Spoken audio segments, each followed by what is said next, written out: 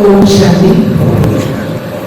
सभी प्यार से ओम सांसें भरेंगे। ओम शांति, ओम शांति। किसान क्या हर मनुष्य सुनाता हुआ बहुत अच्छा लगता है। सामान्य मंच और विशेष प्यारे बाबा की पालना में हम सबको इतना स्नेह और प्यार से रखने वाली प्रेरणा दीजिए और सभी हमारी ब्रह्मकुमारी बहनें, आप सभी अन्नदाता किसान और सामान्य मंच, आपका मैं हृदय से और हृदय से स्वागत और अभिनंदन करता हूँ। आपके इस प्यार से घर में ये आपका घर हमारा घर है। आप सबको पता है कि भारत ऋषि और कृषि परंपरा का देश है। महात्मा गांधी जी ने कहा था कि भारत गांव का देश है और गांव की जो भारत की जो आत्मा है वो गांव में बसती है।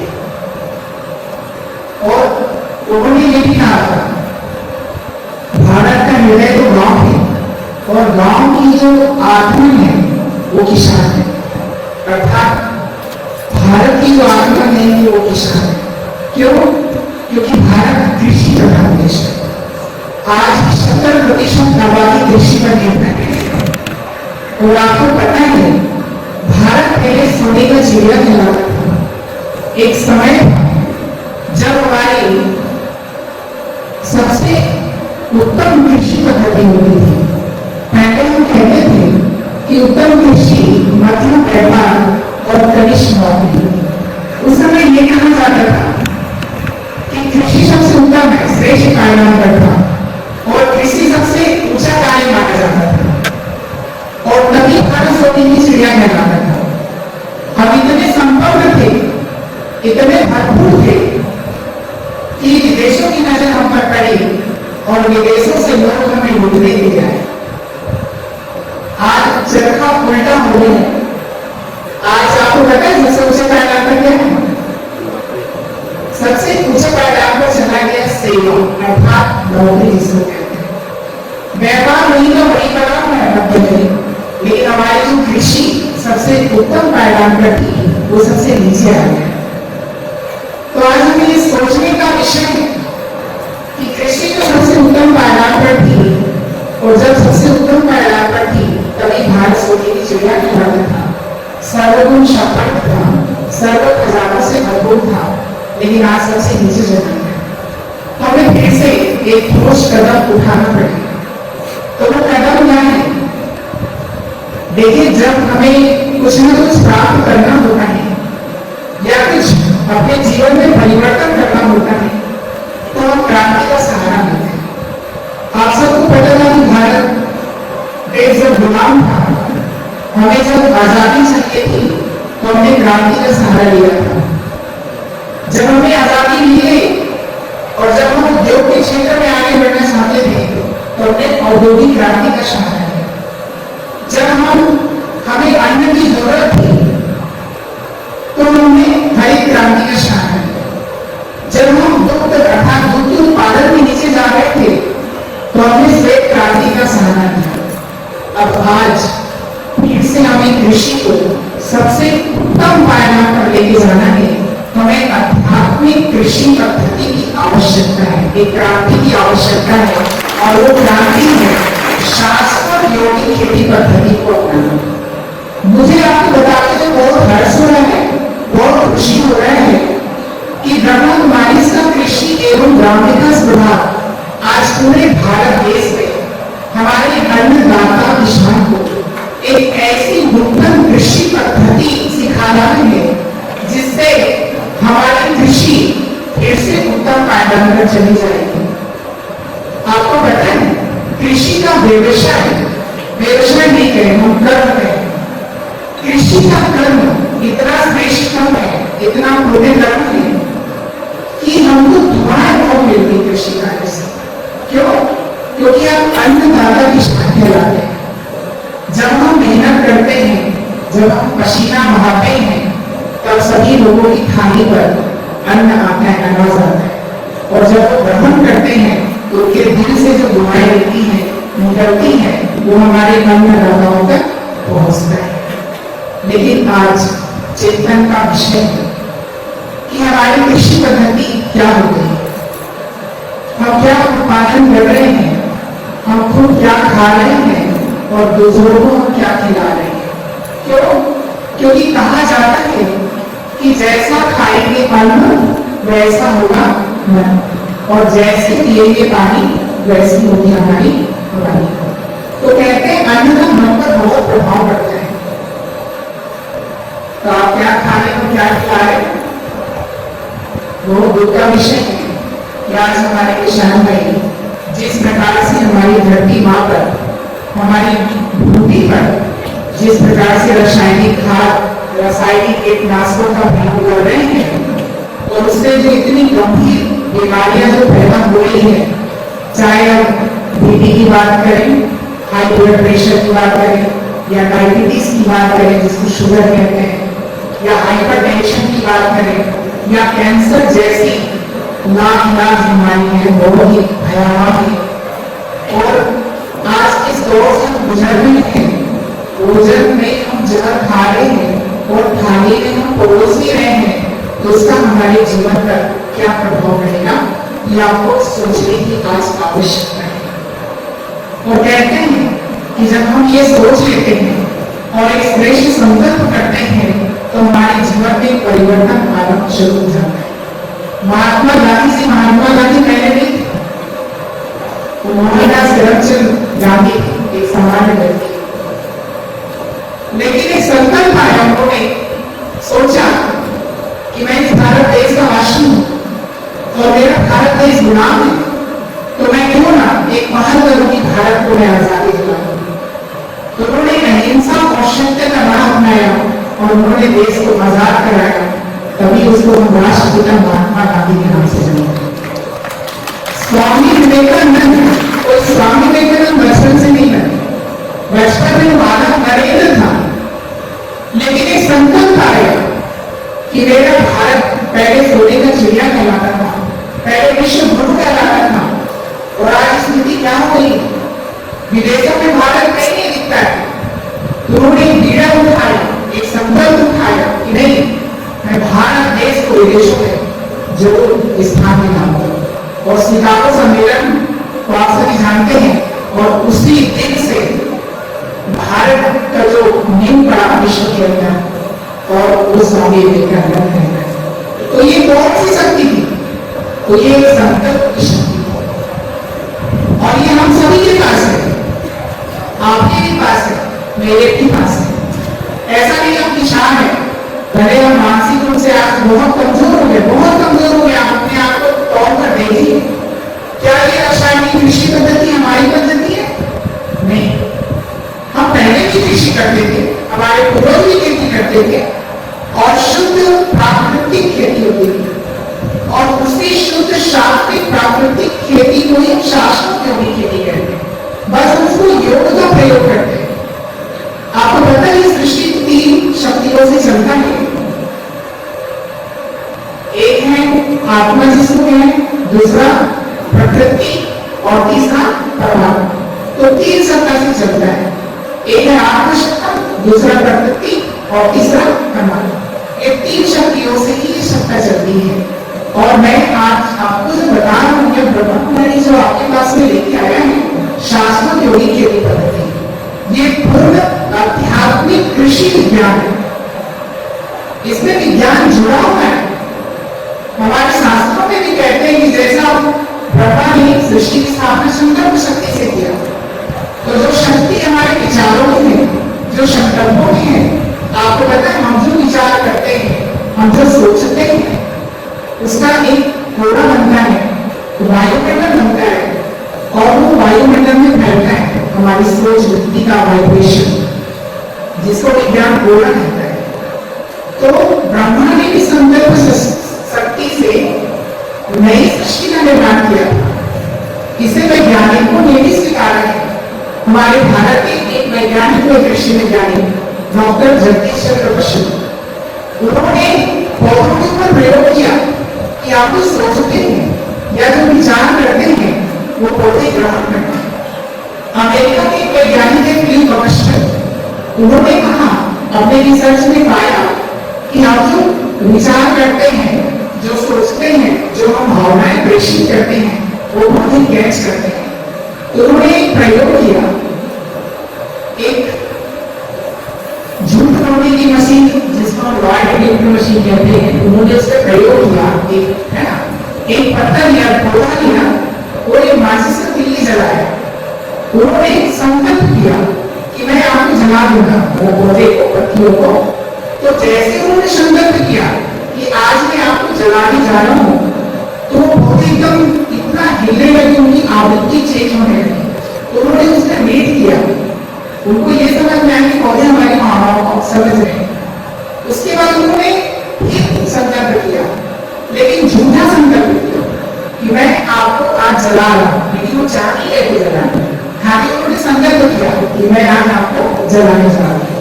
तो वो पौधे समझ गए, वो एकदम शांत अवस्था में थे और उनमें कोई एक्टिविटी नहीं था, मतलब वो समझ रहे थे कि ये झूठ बोल रहे हैं। मतलब हम जो भी अच्छे या बुरे विचार करते हैं, वो पौधे कैच करते हैं। आपको पता है, अमेरिका के ही एक महावैज्ञानिक हुए हैं, जिनको प्रकृतिपति के नाम से जानते हैं, और वो ऐसा प्रकृतिपति है। एक सच्ची घटना आपको बताता हूं, ये सैन फ्रांसिस्को की घटना है, वो सैन फ्रांसिस्को से है।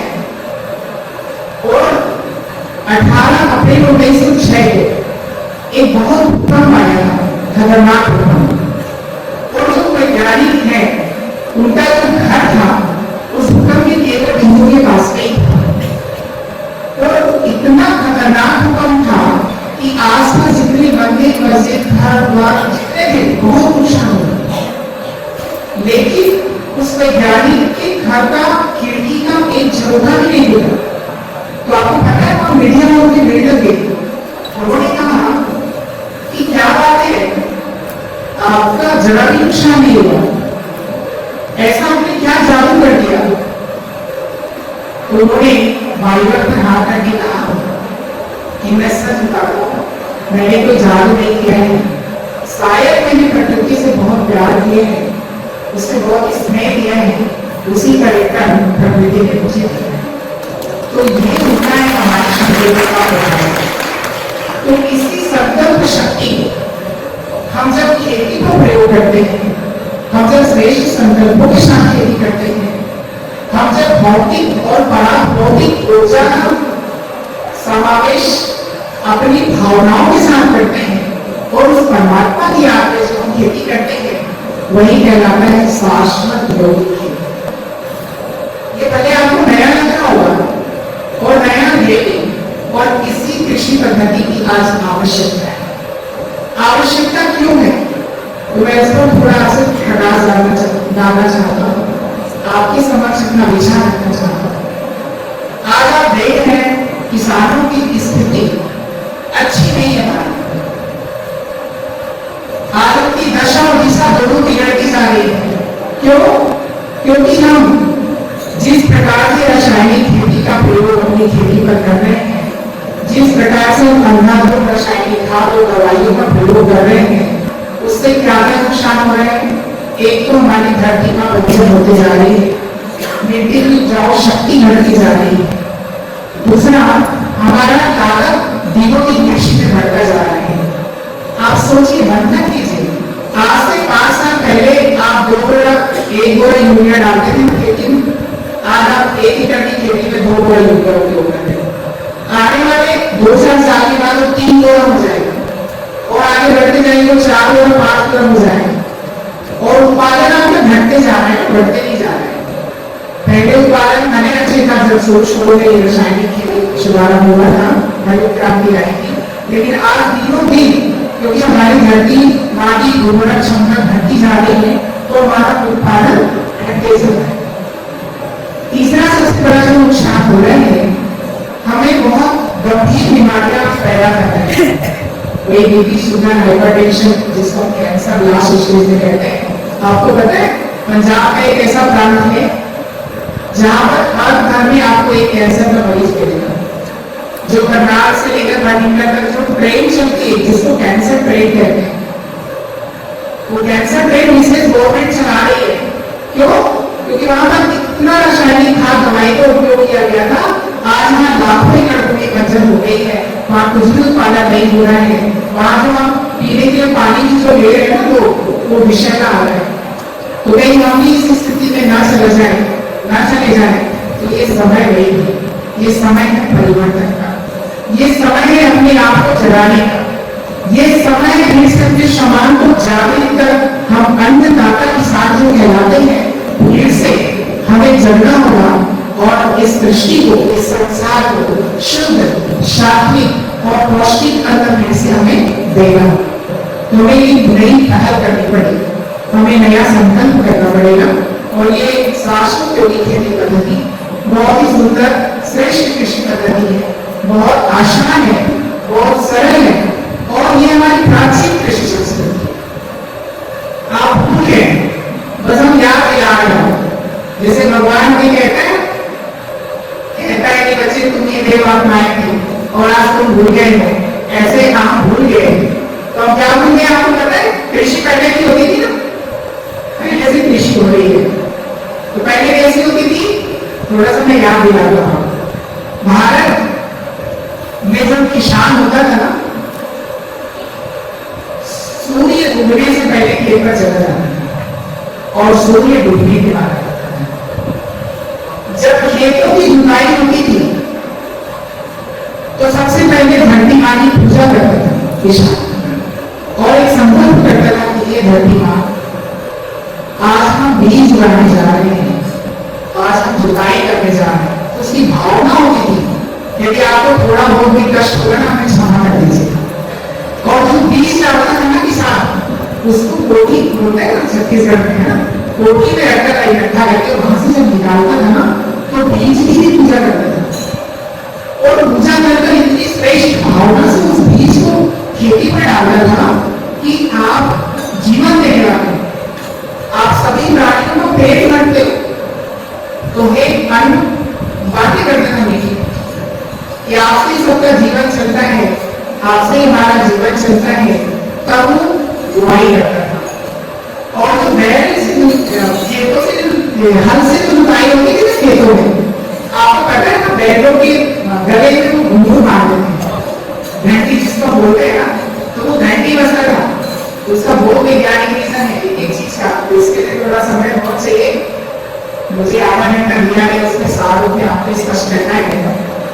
तो आप इतना ही समझिए, उसका बहुत बड़ा विज्ञान है कि वो जो आवाजें आती थी ना, कई ऐसे कीट हैं जो गनाशेदक या पत्ती मोड़क जो कीट होते हैं ना, उसमें से जो नाद निकलता है वो सहन नहीं कर पाता है, या तो वो मर जाता है या वो निष्क्रिय हो जाता है, तो उसका वैज्ञानिक असर होता है।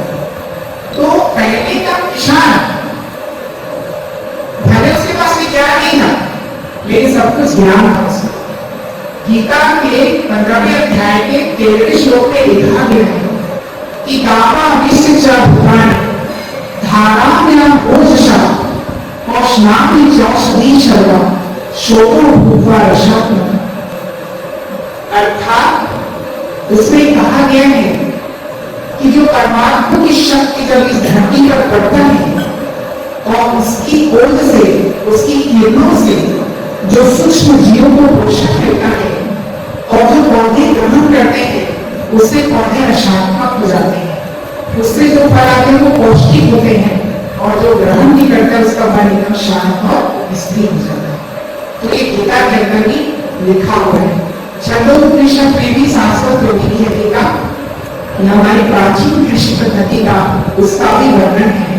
तो आज हमें इस कृषि पद्धति को, इस नूतन पद्धति को फिर से अपनाना होगा, तभी हम आत्मनिर्भर बन सकते हैं, हमारा किसान संपन्न हो सकता है, हमारी कृषि पद्धति को फिर से उच्च पायदान पर ला सकते हैं।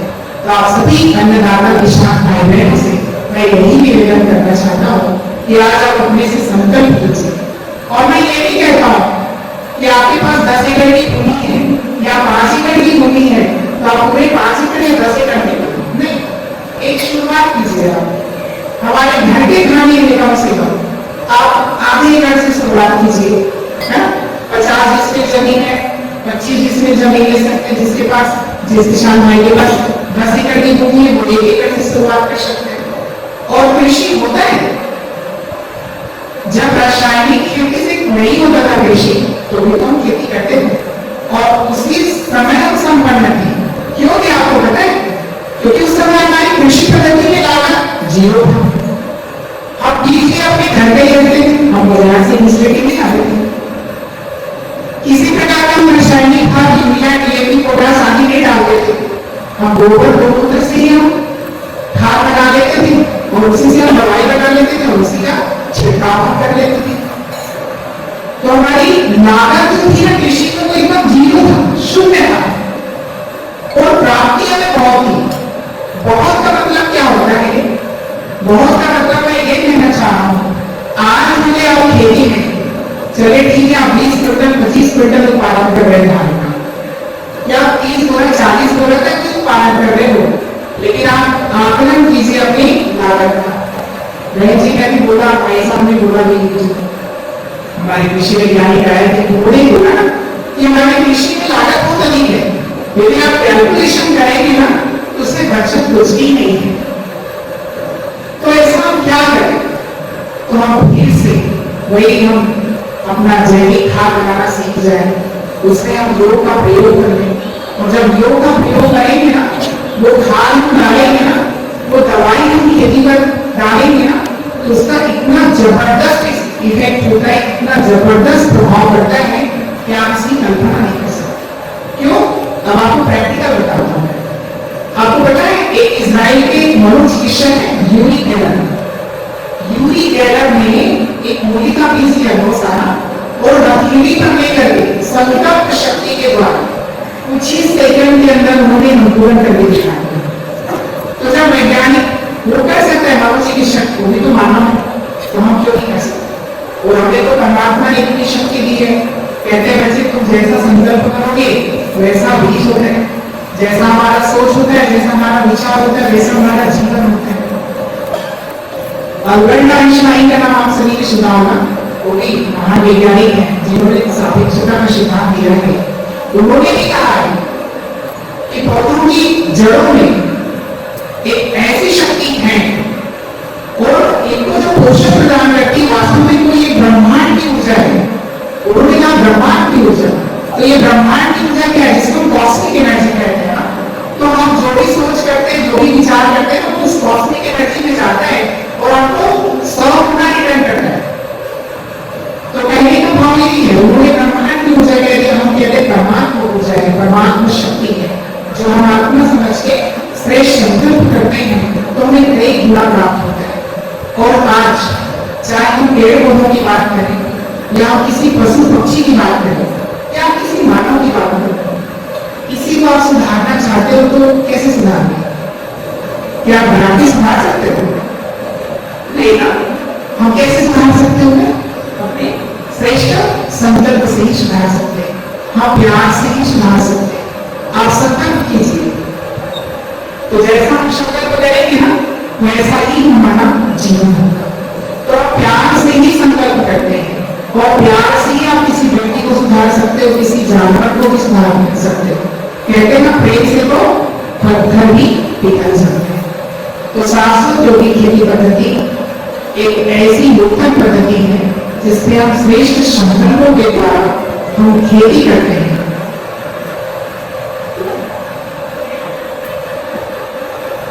तो इसलिए क्या क्या करना होता है आपको मैं संक्षिप्त में बताना चाहूंगा। सबसे पहले हम जिस स्थान का चयन करते हैं उसको हम सकाश देते हैं।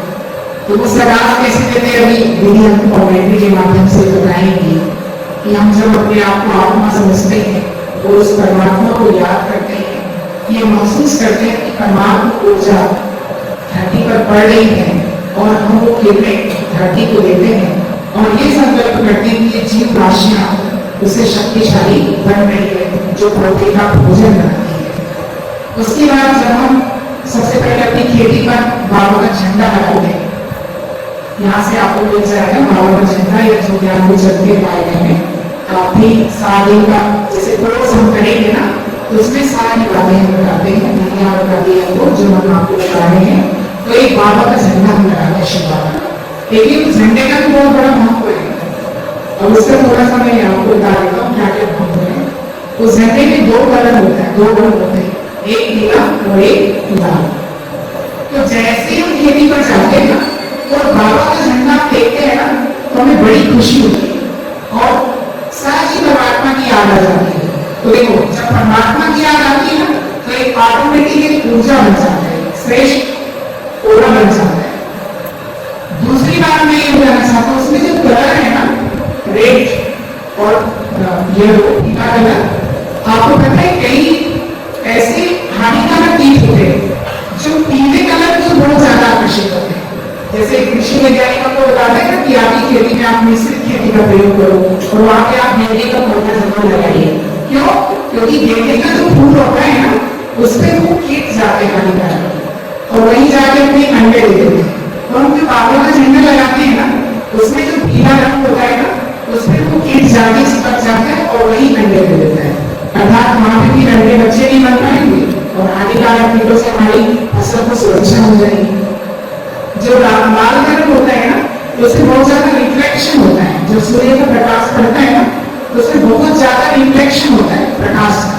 तो कई ऐसे कीट होते हैं जो उसको देखकर ही डर जाते हैं हानिकारक है और हमारी खेतों पर नहीं आते। ये वैज्ञानिक रीजन है। अब आपको करना क्या है, तो बाबा का झंडा पहले हमने लगा दिया, उसके बाद हम बीज की बुआई करते हैं। तो बीज की बुआई हम कैसे करें, वही जैसे पहले का निशान करते हैं। हमें फिर से नूतन पद्धति, प्राचीन पद्धति को अपनाना पड़ता है। पहले का किसान उस बीज का पूजा अर्चना करता था, तब जाके वो बुआई करता था खेतों पर। तो वैसे ही हमें श्रेष्ठ संकल्प करना है। हम बाबा के पास में रखते हैं, शिव परमात्मा के पास में उस बीज को रखते हैं। सुबह शाम 5-5 मिनट या 10-10 मिनट हम मेडिटेशन करते हैं और श्रेष्ठ संकल्प करते हैं कि ये बीज आपको हम श्रेष्ठ भावना से उगाए जा रहे हैं और आपसे सभी प्राणियों को भोजन मिलता है। तो आप अच्छे से पूरी होना ऐसा संकल्प करते हैं, अच्छे से पूरा होना, अच्छे से बढ़ना, ऐसा है। और उसके बाद हम जोताई करते हैं तो इसी श्रेष्ठ भावना से करते हैं। तो इसमें अंकुरण क्षमता बहुत अच्छा आता है। इसका रिसर्च नहीं हुआ है, जितनी भी बातें मैं आपको बता रहा हूँ उसका रिसर्च है। आपको एक पुस्तक दिया जाएगा, आप चाहे तो ले सकते हैं, शाश्वत योगी खेती नए युग की नई खेती भाग 1 और भाग 2, उसमें लिखा हुआ ये सारी बातें और सारे प्रयोग एक ही हुए। तो मतलब कृषि विश्वविद्यालय जो है ना वहां पे हमारी एक डॉक्टर बहन जी है, उन्होंने रिसर्च किया है कि श्रेष्ठ संकल्प से जब हम बीजों को श्रेष्ठ संकल्प देते हैं और जब हम उसे जमीन पर उगाते हैं तो उनकी जो अंकुरण क्षमता है ना वो 2.5 से 5% तक बढ़ जाता है। और यूरी के अंदर का जो आपको उदाहरण मैंने बता ही दिया, आप इसको नेट में सर्च भी कर सकते हो, है ना। उसके बाद में हम क्या करते हैं, जैसे हमारे पौधे बढ़ते जाते हैं और जो हम पानी देते हैं, पानी का भी बहुत बड़ा महत्व है। आपको पता है कि हम जो संकल्प करते हैं ना वो सबसे ज्यादा कौन वेस्ट करते हैं, इसमें प्रभाव होता है सबसे ज्यादा पानी। क्यों? क्योंकि हमारे शरीर का अब 70% भाग क्या है, पानी, जल है। इवन सृष्टि में भी 70% पानी है और 20% थल है ना, बाकी 71% तो जल ही है ना। तो हम जो सोचते हैं ना, जो विचार करते हैं वो पानी सबसे ज्यादा कैच करता है, तो हमारे ऊपर ही सबसे पहले प्रभाव होता है। तो जितना अच्छा हम श्रेष्ठ विचार करेंगे सबसे पहले हमारे लिए प्रभाव होगा, हमारा श्रेष्ठ वायुमंडल बनेगा, तो इस पर भी रिसर्च हुआ है। आपको बता देता हूं, एक जापान का महान वैज्ञानिक है इवानो मशाओ, उन्होंने जल का प्रयोग किया कि इनमें हमारे संकल्पों का क्या प्रभाव होता है। तो उन्होंने 2 गिलास लिए, एक गिलास में प्रेम लिखा हुआ, सिर्फ उसमें प्रेम लिखा हुआ और पाया कि उनके जो तरंगे बने उस वाटर पर या जल पर जो तरंगे बने वो इतने सुंदर गलीचे के समान बने कि बहुत ही आकर्षक, उसको देखने से ही खुशी हो रहा था, इतने जबरदस्त गलीचे समान सुंदर। और एक पे लिखा भिन्ना, तो वहां पर भिन्ना लिखने से ही उसमें इतने तनाव में आवृत्ति बने या उसमें तरंगे बनी एकदम काले काले, तो वो देखने से स्पष्ट हो रहा था। आप भी आप अनुभव कर सकते हैं, जैसे हम मंदिरों में जाते हैं ना, तो जाते ही हमारी भावनाएं कितनी श्रेष्ठ हो जाती है।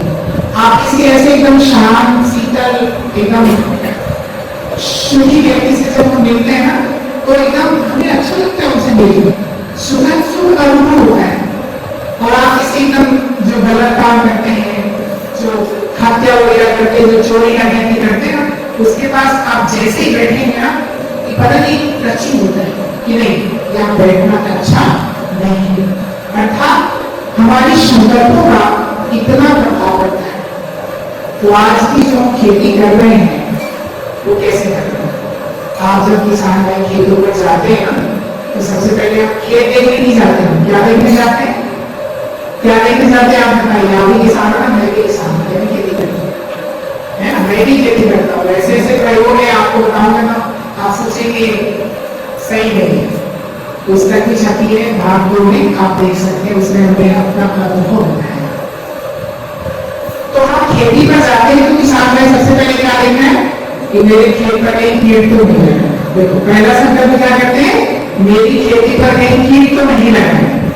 हम ये सोच के नहीं जाते कि आज मैं उनसे मिलने जा रहा हूँ, है ना। जैसे हम किसी दोस्त किसी अपनों से मिलने जब जाते हैं तो क्या संकल्प लेके जाते हैं कि आज 2 दिनों के बाद मेरी मुलाकात होने जा रही है, और मन में अच्छी अच्छी कहानियां बना लेते हैं। आज उनसे मिलूंगा तो ये बातें पूछूंगा, वो उस पल की बातें मैं याद करूंगा तो खुश हो जाता है, बस ये सोच के कि हम मिलने जा रहे हैं। और हम खेती पर जाते हैं तो कैसे जाते हैं, हम कीड़े देखने जाते हैं, कीट तो नहीं लगा, घनाशीला तो नहीं लग गया, ये शून्य तो नहीं लग गया, ये पत्ती मोड़ा तो नहीं हो गया, ये ग्लास तो नहीं हो गया, ये देखने जाते हैं। और पता चल जाता है कि हाँ थोड़ा सा लगा है, इधर से संकल्प आता है, क्या अब तो इसे मारना है, अब तो इसे मारना है। तुरंत फोन करेंगे घर से अपने बेटे को, दादा को, उनको दे दो जल्दी पेस्टिसाइड दुकान में, है ना, ये दवाई लेके आएगा, लास्ट का नसीहत का आप क्या। तो वहीं से हमारी मारने की जो प्रवृत्ति है ना, जो वृत्ति है, वही पैदा हो जाता है। तो आप अपने आप का प्रयोग करके देखिए, किसी को हम मार के नहीं सुधार सकते, प्यार से सुधार सकते। आपसे संकल्प करना, अब आप सोचोगे ऐसा होगा कि आपसे संकल्प करोगे और कीड़े चले जाएंगे, ऐसे ही होता है। मैंने खूब प्रैक्टिकल प्रयोग किया है, खूब प्रैक्टिकल। अभी भी मैं शाश्वत योगी खेती करता हूँ, बिना रासायनिक खाद और दवाई का, और ऐसा अनुभव होता है, मैं क्या बताऊं। तो कहते हैं ना, गुड़ खाने वाला गुड़ का स्वाद जाके दूसरे खाना। जब हम अपनी खेती पर जाते हैं ना, तो हम सबसे पहले जाते ही खुशी से जाते हैं, और हम जाते ही कहते हैं गुड मॉर्निंग। तो आपको पता है पौधे ऐसे मेहमान होते हैं कि गुड मॉर्निंग ये अनुभव ऐसे जितने किसान भाई बहन खेती कर रहे हैं उन सबका अनुभव है, उन सबका अनुभव है। एक हमारे राजस्थान में भाई है, प्रहलाद भाई रहते, तो उन्होंने अमरूद लगाया था, अमरूद। वो पहले साल उन्होंने 1 एकड़ में 15,000 का अमरूद पहले बेचे थे, जो रासायनिक खेती होती थी। तो क्या करते थे, तोते आते थे उसके अमरूद में, और सारे तोते जो है ना अमरूद खा के सोच मार के उसे छोड़ देते थे, खराब कर दिया ना। तो उन्होंने क्या सोचा कि मैं एक संकल्प करता हूँ, बाबा ने तो बोला है ना कि आप संकल्प करोगे तो सभी समझते पौधे प्राणी सब। तो उन्होंने मात्र संकल्प किया कि हे तोते, आप भी मेरे परिवार के सदस्य हो, आपका भी प्रकृति का हक है, मैं जानता हूँ कि अमरूद पर आपका भी हक है, लेकिन आप जिस फल को खा रहे हो ना, जो खा रहे हो पूरा खाओ, आराम से खाओ, कोई दिक्कत नहीं। लेकिन आप बहुत सारे फल को आप चोट नहीं मारो। तो उन्होंने भाई साहब ने पाया कि वास्तव में जो तोते आते थे और जो नुकसान करके जाते थे, उन्होंने नुकसान करना बंद कर दिया।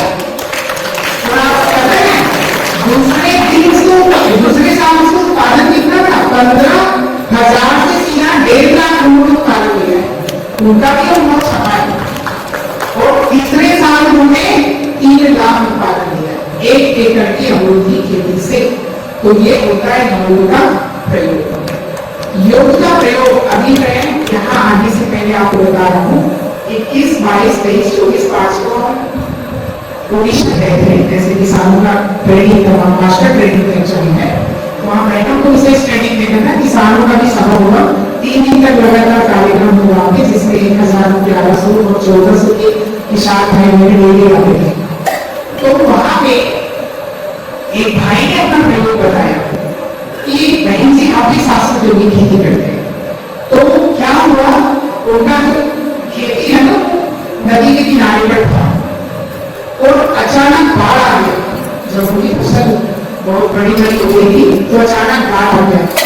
बाढ़ आया तो उसकी फसल कहते हैं 10 दिन तक डूबा था, बोलते 10 दिन तक उस बाल्टी पानी में डूबा हुआ था। और दूसरे किसानों का भी डूबा था, किसी का 4 दिन 5 दिन, किसी का 9-10 दिन।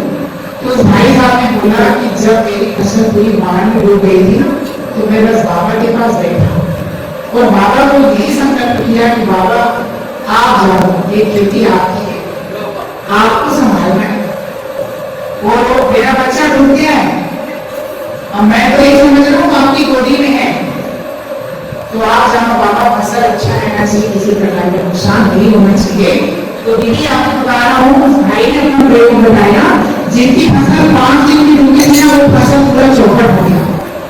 और उसका 10 दिन डूबने के बाद भी जब उसके पानी फसल से गया ना, तो फसल फिर से अच्छे से तैयार।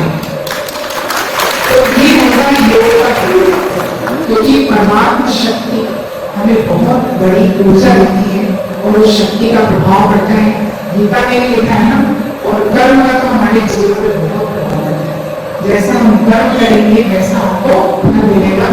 चाहे रामचरितमानस की बात करें, गीता की बात करें, लिखा हुआ है कि जैसा कर्म वैसा हमारा जीवन।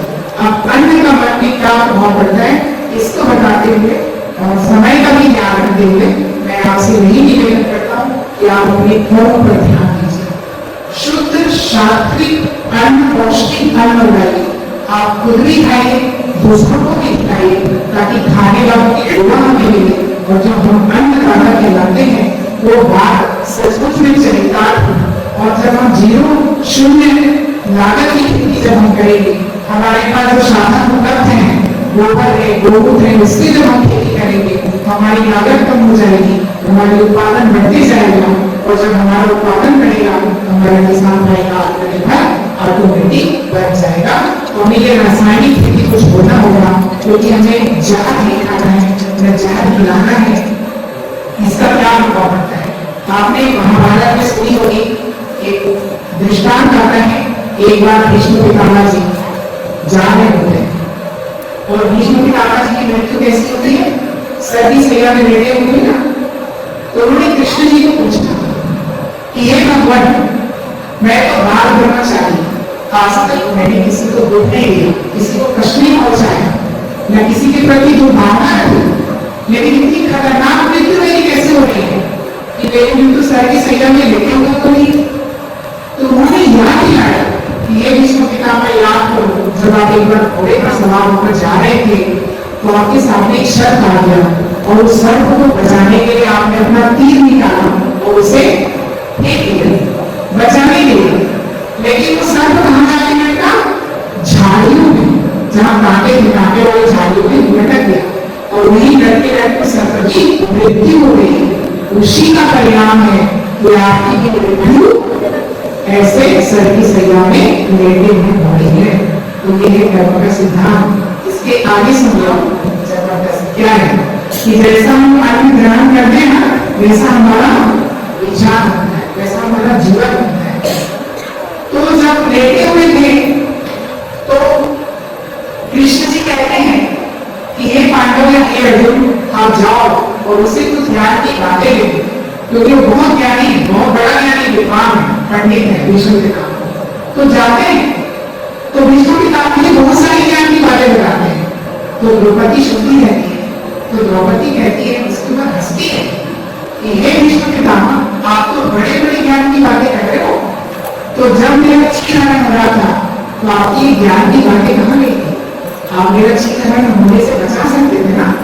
तो भीष्म पितामह जी कहते हैं, हंस सही हो रहे, लेकिन मैं क्या करूं, मैंने कौरवों का अन्न खाया था मेरे इस रक्त में था और अभी ये रक्त जो बह गए ना, अब मैं सच बोल रहा हूं।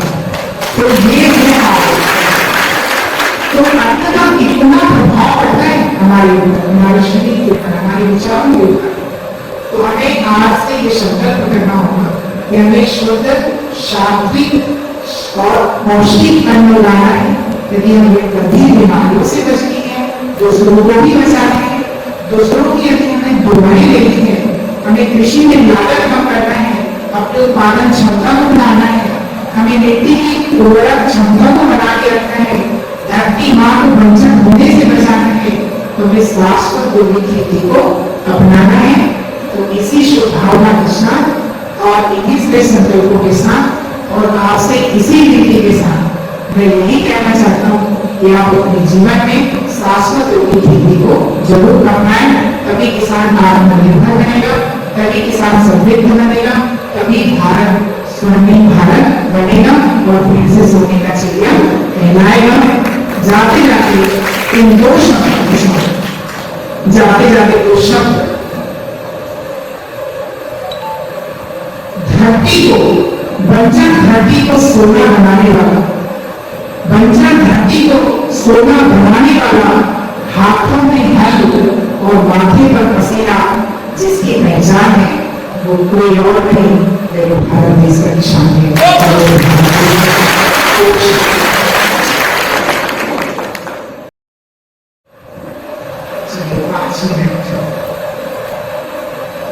हम अपने मन बुद्धि को एकाग्र करते हैं और सभी एकदम सहज रूप से सीधे बैठेंगे अपने चेयर्स पर, अपनी आंखें 2 मिनट के लिए बंद कर देंगे और जैसा जैसा मैं संकल्प आप सभी को दे रहा हूँ, आप अनुभव करते चलो।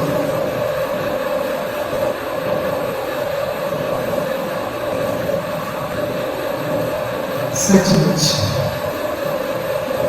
आज मुझे ईश्वरीय प्रांगण पर आकर एक विशेष अनुभूति हो रही है कि मैं इन आंखों के द्वारा देखने वाले, मुख के द्वारा बोलने वाले और कानों से सुनने वाले, इस शरीर को चलाने वाली एक शक्ति, एक आत्मा, मैं अन्नदाता किसान और शुक्रिया के उस परम पिता परमात्मा जिन्होंने मुझे इतना श्रेष्ठ जीवन दिया, जिनकी छत्र छाया में, जिनकी पालना में मैं पल रहा हूं। आपका धन्यवाद, शुक्रिया कि आपने मुझे किसान बनाया। मुझे आज पता चला कि किसान का कितना ऊंचा है जब वो खड़ी मेहनत है, पसीना बहाता है, अपने मन संकल्प के द्वारा जब खेती करता है, तभी वास्तव में शुद्ध और शांति कर्म होते हैं। हर प्राणी मात्र को, हर मानव मात्र को थाली में भोजन दे पाता है। सभी प्राणियों का पेट भर जाता है। तो मैं सबका जीवन चलाने वाला अन्नदाता किसान है। लेकिन आज मुझे अपने आप से संकल्प करना है कि मुझे खेती के लिए सुधार करना है, स्वयं को यदि आत्मनिर्भर बनाना है, अपने भारतीय प्रशस्ति की चिड़िया बनाना है, तो मुझे शाश्वत योगी खेती पद्धति को अपनाना है। तो मैं संकल्प करता हूँ कि मैं प्राचीन कृषि पद्धति, गौ आधारित कृषि पद्धति फिर से अपनाऊंगा और एक सुंदर खेती पद्धति के जीवन में फिर से सुखी और संपन्न हो जाऊंगा। और जब भी मैं अपने घर की माँ पर सफाई जब करूँ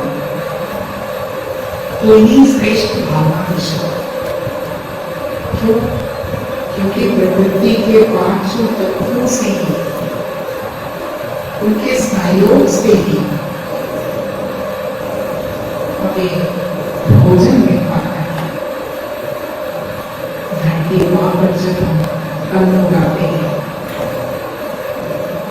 जब उस पर हम पानी डालते हैं,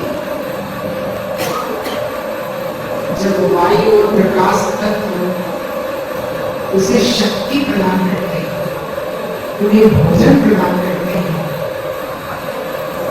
तभी तो पौधों में फूल और फूल और हमें पौष्टिक और शांति अन्न मिल पाता है। तो आज सबसे हम माफी मांग रहे कि हे धरती माँ, हे प्रकृति के पांचों तत्व, यदि आपको मेरे जाने अनजाने किसी भी प्रकार का कष्ट या दुख पहुंचाए हो तो मुझे क्षमा और अनुभव कीजिए। मेरी खेती को देखिए, यार अपनी खेतों का खड़े और हाथ जोड़कर हम प्रार्थना करें, प्रकृति के पांचों तत्वों को यही करना है। ये विचार तब तक जरूर बनेगी।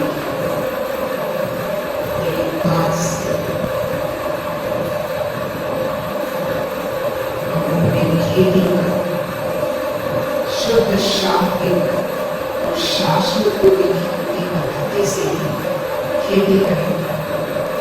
किसी प्रकार का रासायनिक खाद और दवाई का प्रयोग नहीं करें। हम गोबर गोमूत्र से ही खाद और दवाई बनाने की विधि जानते, उसका ही प्रयोग खेती करें।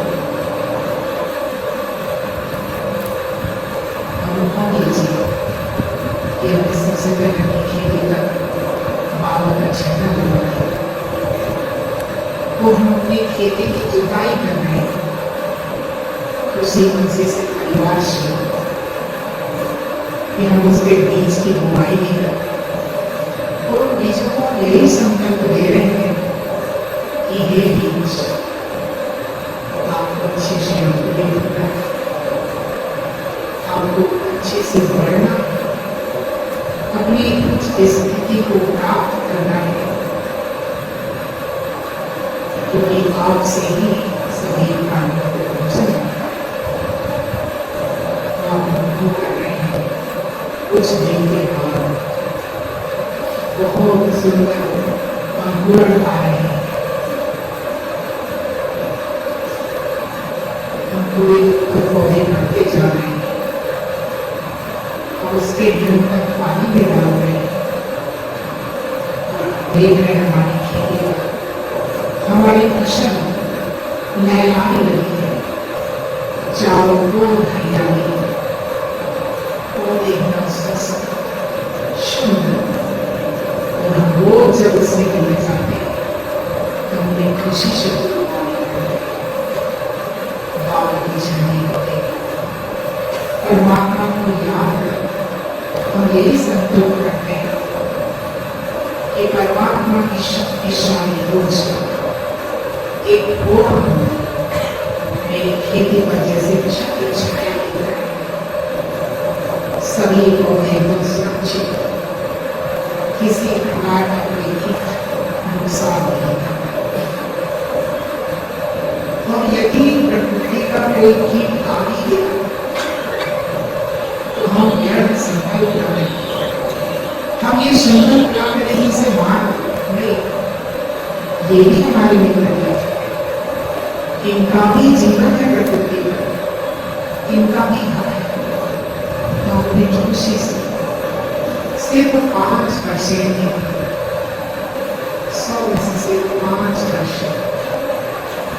और गीतों को यही है कि आप मेडिटेशन को ज्यादा शामिल करें। जो पत्ते आपको खाने, जो आपका भोजन है, जिससे आपका जीवन चलता है, वो आप ले लीजिए, लेकिन फिर आप जल्दी चली जाए। तो हम ये तो कह रहे हैं कि जो भी हानिकारक भी है उसे और बोलते हैं अभी भी एकदम स्वस्थ, अरे सुरक्षित, स्वस्थ मेहमान देख रहे हैं मालूम कोई पूरी तरह सकता है। तो हम ऐसे जैविक दवाइयों का प्रयोग कर रहे हैं जो गोमूत्र से बना है, जो छाछ से बनता है, जो नीम के तेल से बनता है या नीम के बीज से बनता है, इसका जब हम छिड़काव करते हैं तो वो मात्र पौधों को कड़वा कर रहे हैं। तो जब पौधे कड़ू हो जाते हैं, कड़वे हो जाते हैं, तो कीट उसे खाते हैं, तो उनकी नुकसान भी नहीं करते, वो उसके जला भी नहीं, वो खाते नहीं तो ऑटोमेटिक या तो वो दूसरे कीट को भी वो चले गए या नहीं रहेंगे, भूखे रहेंगे। तो इस तरह से हमारी फसल सुरक्षित है। और अब हम अंत में देखते हैं कि हमारी फसल एकदम तैयार, बहुत फल लगे, धान की बालियां छिपी, इस महीने बालियां मौजूद नहीं। और जब हम फसल की कटाई कर रहे हैं तो बहुत सुंदर, स्वच्छ, वजनदार दिख रहे हैं और हमें अंदर ही अंदर खुशी हो रही है, आश्चर्य हो रहा है कि सचमुच हमारे श्रेष्ठ संकल्पों से, परमात्मा की याद से इतनी सुंदर कृषि हो सकती है जो हम प्राचीन समय में करते आए थे। तो आज फिर से इस कृषि पद्धति को हमें जाना और हम संकल्प करते हैं कि आज से किसी खेती पद्धति कृषि कार्य में प्रयोग करेंगे। शाश्वत खेती को नियम बनाकर शुद्ध, शांति और पौष्टिक बनाएंगे और शक्ति दौड़ाएं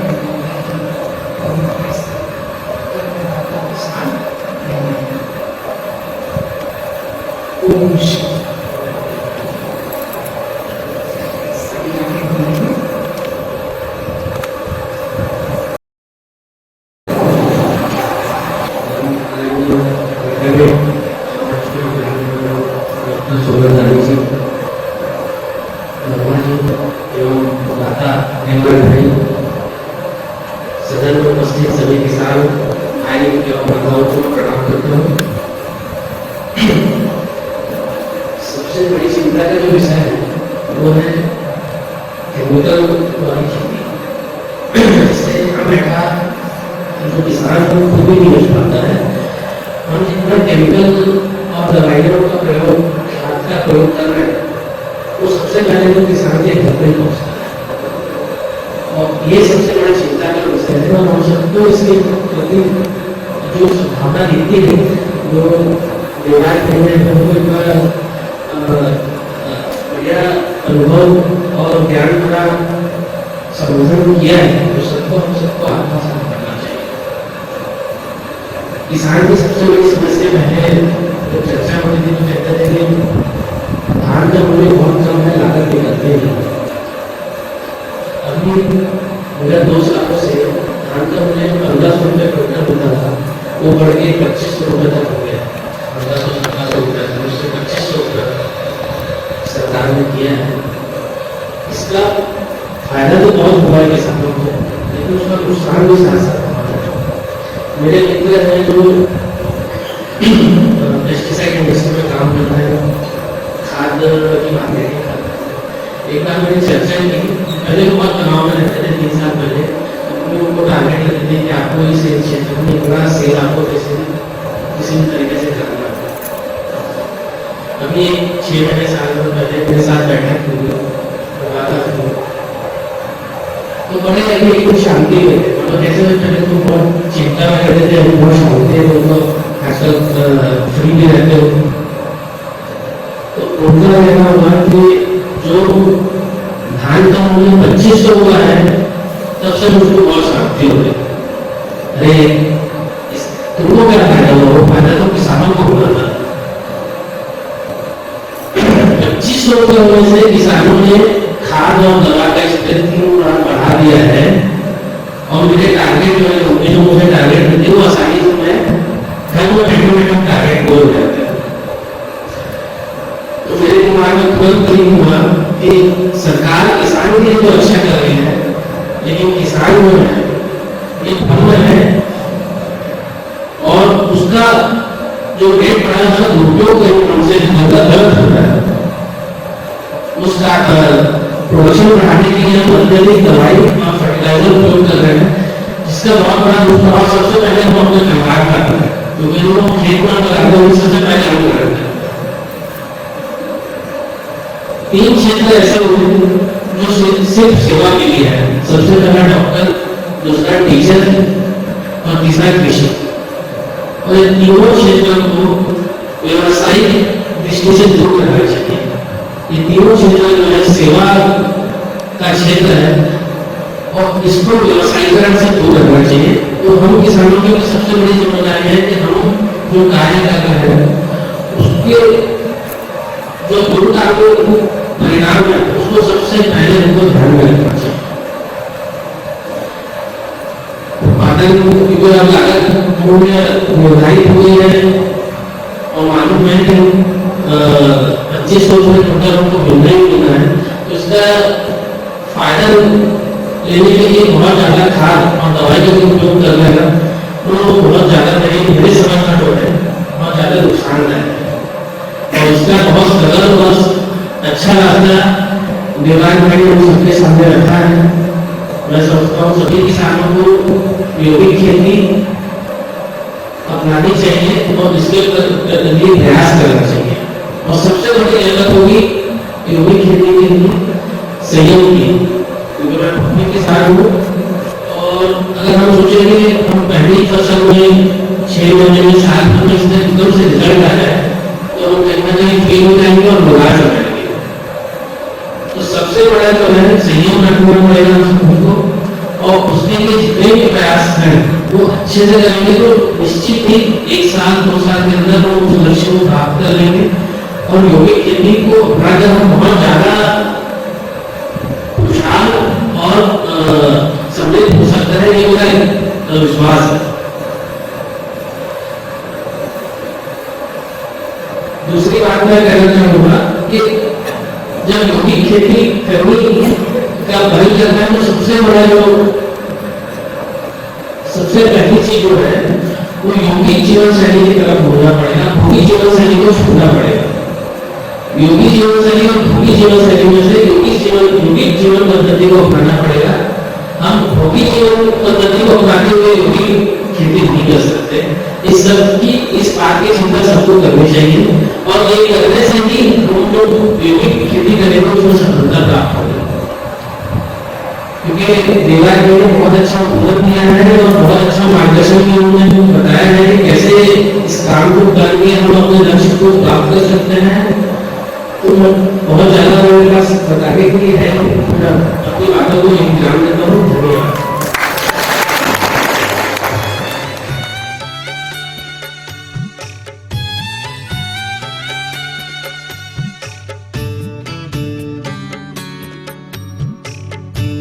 और आप भी इतना व्यस्त रहते हुए हमारे बीच यहाँ पधारे थे और हमको क्या बताए कि देखिए किसानों को, अन्नदाताओं को देखकर आज हमारा जो भूख है कहे उमंग उत्साह कहे वो ऐसे अपने आप बढ़ गया है।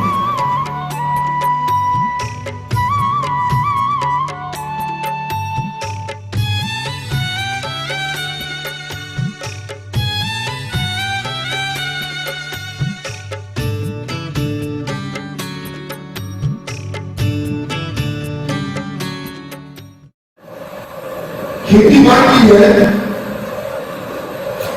जो तन में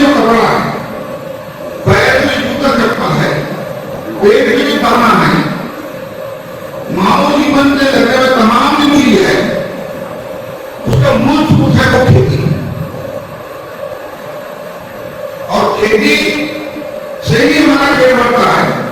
अगर मैं कहूं तो धरती का सबसे बड़ा हिस्सा और प्रमुख हिस्सा वो है मानव जीवन के लिए जिसमें किसान लगे हुए हैं। धरती का जब कोई भगवान अगर है तो पहला दर्जा उसको किसान को मिलता है, जो लोगों को पेट भरकर उनको पेट भरकर अन्न करता है। चाहे वो छोटा सा काम करे, चाहे कहीं का बंजर रहा है, या किसी दफ्तर में काम करे, या कहीं और भी काम करे, भोजन सबको चाहिए। इसी व्यक्ति के कहते